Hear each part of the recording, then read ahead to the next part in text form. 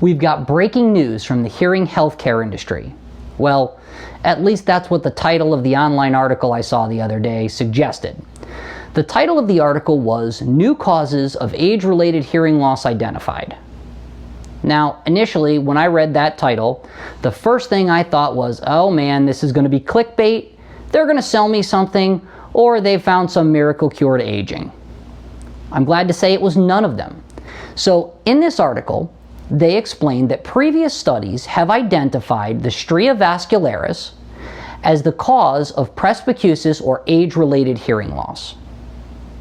In this current study, they're suggesting that the cilia or hair cells is actually the cause of presbycusis or age-related hearing loss.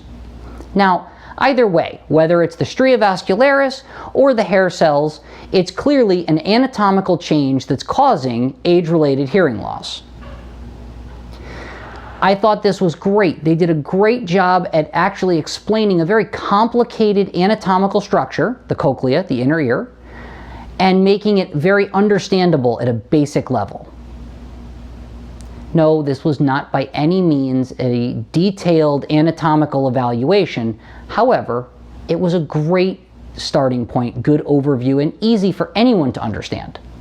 The one area where this kind of got a little sideways for me was the suggestion that therapeutic measures may be able to be taken in the future to help to reduce damage to hair cells, thereby reducing the amount of age-related hearing loss. Now, I really hope that this happens, but this is something that would be years and years and years down the road. Even if they already had these therapies, which as far as I know they don't, but even if they were already in existence and ready to go, if we were to find out these therapies actually work, a person would have to age while performing the therapy, have their hearing checked, pass away, go through autopsy, and have their cochlea evaluated to determine if the hair cells or cilia were actually in better condition. Now, that's not to say that therapy in the future or therapeutic intervention in the future won't be possible to reduce the amount of age-related hearing loss. It's just I want everyone to understand that that's a down-the-road scenario.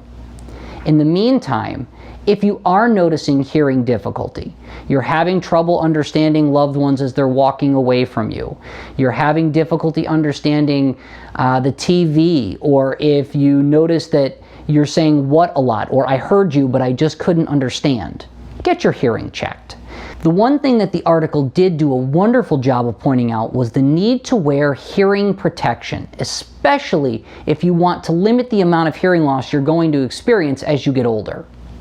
Wearing hearing protection while doing simple things like vacuuming, mowing the lawn, using a leaf blower, going to concerts, shooting firearms, will seriously impact the amount of hearing you're going to have in the future. If you protect your hearing now, it'll stay better longer.